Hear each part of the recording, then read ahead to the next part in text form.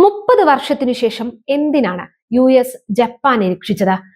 ആഗോള സാമ്പത്തിക രംഗത്ത് ഇതുവരെ ആരും പ്രതീക്ഷിക്കാത്ത തികച്ചും അപ്രതീക്ഷിതമായ ഒരു മഹാസംഭവമാണിപ്പോൾ നടന്നിരിക്കുന്നത്. അതെ, 30 വർഷത്തിനിടെ ആദ്യമായി അമേരിക്കൻ ട്രഷറി ജപ്പാന്റെ കറൻസിയായ യെൻ കോടിക്കണക്കിന് ഡോളർ കൊടുത്ത് നേരിട്ട് വാങ്ങിയിരിക്കുന്നു. ചരിത്രത്തിൽ അപൂർവമായി മാത്രം സംഭവിക്കുന്ന ഈ നീക്കം കണ്ട ആഗോള സാമ്പത്തിക വിദഗ്ധരും ശത്രു രാജ്യങ്ങളും ഒരുപോലെ ഞെട്ടി നിൽക്കുകയാണ്. ലോകത്തെ വൻകിട സാമ്പത്തിക ശക്തിയായ അമേരിക്ക എന്തിനാണ് തങ്ങളുടെ ഖജനാവിൽ നിന്ന് 5 മുതൽ 10 ബില്യൺ ഡോളർ വില ചെലവഴിച്ച മറ്റൊരു രാജ്യത്തിന്റെ തകരുന്ന കറൻസിയെ താങ്ങി നിർത്താൻ ഓടിയെത്തിയത്?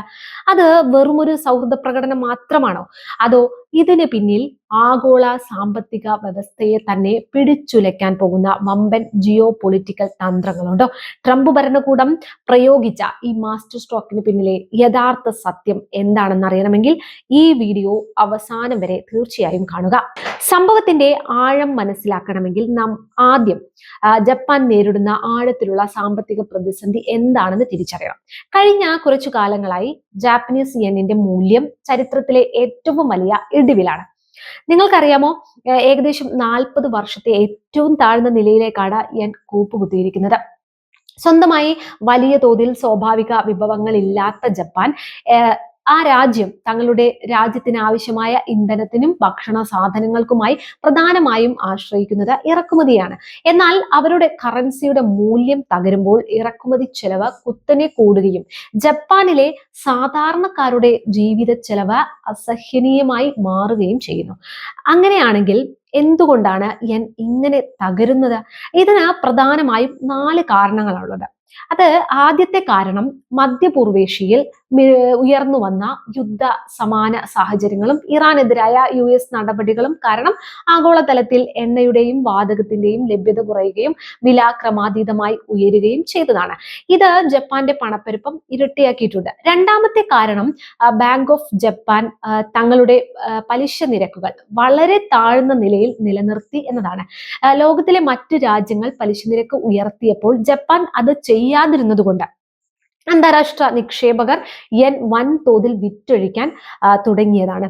മൂന്നാമത്തെ കാരണം എന്താന്ന് വെച്ചാൽ ജപ്പാന്റെ ഭീമമായ പൊതുകടമാണ്. ജപ്പാന്റെ ആകെ കടം ഇപ്പോൾ അവരുടെ ആഭ്യന്തര ഉൽപാദനത്തിന്റെ 200% ഇതോടെ G20 രാജ്യങ്ങളിൽ ഏറ്റവും ഉയർന്ന കടബാധ്യതയുള്ള രാജ്യമായി ജപ്പാൻ മാറുകയും ചെയ്തിട്ടുണ്ട്.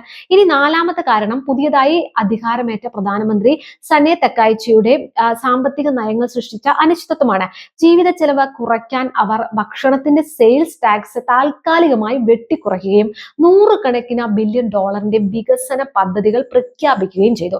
എന്നാൽ ഇത്രയും വലിയ കടബാധ്യത നിലനിൽക്കെ ഈ പണം എവിടെ നിന്ന് കണ്ടെത്തുമെന്ന വിപണിയുടെ ഭയം, അത് ബ്രിട്ടനിൽ നിന്ന് സംഭവിച്ച ലിസ്ട്രസ് ശൈലിയിലുള്ള സാമ്പത്തിക ആഘാതത്തിന് സമാനമായ രീതി വിപണിയിൽ ഉണ്ടാക്കിയിട്ടുണ്ട്.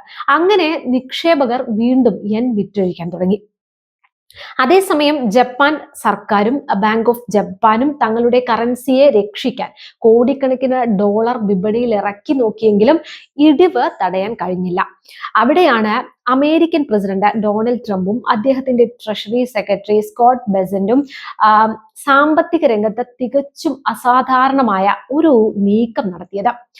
അങ്ങനെ അമേരിക്കൻ ട്രഷറിയും ന്യൂയോർക്ക് ഫെഡറൽ റിസർവും നേരിട്ട് വിപണിയിലിറക്കി ജാപ്പനീസ് യെൻ വാങ്ങാൻ തുടങ്ങി. ഞായറാഴ്ച മാധ്യമങ്ങളോട് സംസാരിക്കവേ ട്രംപ് ഈ നീക്കം പരസ്യമായി സ്ഥിരീകരിച്ചിട്ടുണ്ട്. പേൾ ഹാർബർ ആക്രമണത്തിന്റെ ഒരൊറ്റ ചരിത്രപരമായ അപവാദം ഒഴിച്ചാൽ ജപ്പാൻ നമ്മളോട് എപ്പോഴും വളരെ മികച്ച രീതിയിലാണ് പെരുമാറിയത് എന്ന സ്വന്തം ശൈലിയിലുള്ള ഒരു പ്രസ്താവനയോടെയാണ് ട്രംപ് ഈ തീരുമാനത്തെ ന്യായീകരിച്ചത്. എന്നാൽ ട്രംപ് ഭരണകൂടം വെറുതെ ഒരു ഔദാര്യത്തിന്റെ പേരിൽ മാത്രം കോടിക്കണക്കിന് ഡോളർ ചെലവഴിക്കുമോ എന്നാണ് സാമ്പത്തിക വിശകലന വിദഗ്ധരും ചോദിക്കുന്നത്.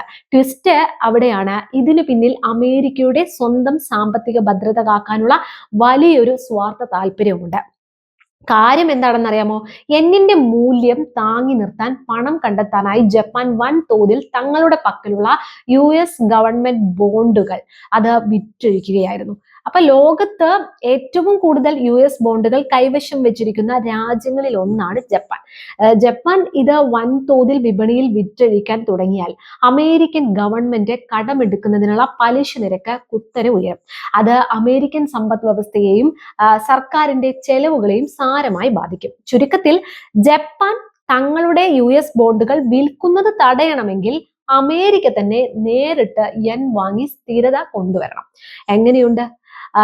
വിദഗ്ധരായ റെബേക്ക പാറ്റേഴ്സൺ ചൂണ്ടിക്കാണിച്ചതുപോലെ അമേരിക്കയുടെ സ്വന്തം സാമ്പത്തിക താല്പര്യം സംരക്ഷിക്കാൻ യെൻ സ്ഥിരപ്പെടുത്തേണ്ടത് വാഷിംഗ്ടണിന്റെ ആവശ്യമായിരുന്നു. ഈ നീക്കത്തിന് മറ്റൊരു പ്രധാന സാമ്പത്തിക രാഷ്ട്രീയ വശം കൂടിയുണ്ട്. അതായത് ട്രംപ് ഭരണകൂടം മുൻപ് അർജന്റീനയിൽ തീവ്ര വലതുപക്ഷ പ്രസിഡന്റ് ജാവിയർ മിലിയെ പിന്തുണയ്ക്കാനായി കോടിക്കണക്കിന് പെസോകൾ വാങ്ങിയതിന് സമാനമായ ഒരു രാഷ്ട്രീയ തന്ത്രം ഇവിടെയുണ്ട്. ജപ്പാന്റെ പുതിയ പ്രധാനമന്ത്രി സന്നെ തക്കായിച്ചിക്ക് ട്രംപ് തനിക്ക് യോജിച്ച ഒരു ആശയപരമായ സഖ്യകക്ഷിയെ കാണുന്നുണ്ട്. തക്കാച്ചിയുടെ ഈ ഭരണത്തിന് കീഴിൽ രണ്ടാം ലോക മഹായുദ്ധത്തിന് ശേഷമുള്ള ഏറ്റവും വലിയ സൈനിക വികസനത്തിനാണ് ജപ്പാൻ തയ്യാറെടുക്കുന്നത്. അടുത്ത 5 വർഷത്തിനുള്ളിൽ തങ്ങളുടെ പ്രതിരോധ ചെലവ് GDP-യുടെ 2% ഉയർത്താൻ ജപ്പാൻ തീരുമാനിച്ചിരിക്കുന്നു. പസഫിക് മേഖലയുടെ ചൈനയുടെയും ഉത്തര കൊറിയയുടെയും ഭീഷണി വർദ്ധിച്ചു വരുന്ന സാഹചര്യത്തിൽ സഖ്യകക്ഷികൾ സ്വന്തം സുരക്ഷയ്ക്കായി കൂടുതൽ തുക ചെലവഴിക്കണം എന്ന ട്രംപിന്റെ നയത്തോട് അത് പൂർണ്ണമായും യോജിക്കുന്ന നിലപാടാണ് തക്കാച്ചിയുടേത്. അതുപോലെ തന്നെ ജപ്പാനിൽ രാഷ്ട്രീയ അസ്ഥിരത ഉണ്ടാകാതിരിക്കാനും തക്കാച്ചിയുടെ ഭരണം ശക്തമായി നിലനിൽക്കാനും സാമ്പത്തികമായി അവരെ പിന്തുണയ്ക്കേണ്ടത് വാഷിംഗ്ടണിന്റെ ആവശ്യമാണ്. ചുരുക്കത്തിൽ അമേരിക്കയുടെ ഈ ഇടപെടൽ താൽക്കാലികമായി യെന്നിന്റെ മൂല്യം ഉയർത്താനും ആഗോള വിപണിയിൽ തരംഗമുണ്ടാക്കാനും സഹായിച്ചിട്ടുണ്ട്. എന്നാൽ ജപ്പാന്റെ ഭീമമായ കടബാധ്യതയും പലിശ നിരക്കിലെ വലിയ വ്യത്യാസങ്ങളും നിലനിൽക്കുന്നിടത്തോളം കാലം ഈ കറൻസി യുദ്ധം ഇവിടെ അവസാനിക്കുന്നില്ല. ഒരു വശത്ത് സ്വന്തം സാമ്പത്തിക സുരക്ഷിതത്വവും മറുവശത്ത് ഏഷ്യ പസഫിക് മേഖലയിലെ തന്ത്രപരമായ മേധാവിത്വവും ലക്ഷ്യമിട്ടാണ് ട്രംപ് ഭരണകൂടം തങ്ങളുടെ കരുക്കൾ നീക്കുന്നത്. സാമ്പത്തിക ശാസ്ത്രവും ആഗോള രാഷ്ട്രീയവും എത്രത്തോളം കൂടിക്കുഴഞ്ഞാണ് കിടക്കുന്നത് എന്നതിന് ഏറ്റവും വലിയ തെളിവാണ് ഈ സംഭവം. കൂട്ടുകാരെ, അമേരിക്കയുടെ ഈ വൻകിട സാമ്പത്തിക ഇടപെടലിനെ കുറിച്ച് നിങ്ങൾക്ക് എന്താണ് പറയാനുള്ളത്? ട്രംപിന്റെ ഈ തന്ത്രപരമായ നീക്കം ലോക സമ്പദ് വ്യവസ്ഥയെ രക്ഷിക്കുമോ അതോ കൂടുതൽ വലിയ പ്രതിസന്ധിയിലേക്ക് നയിക്കുമോ?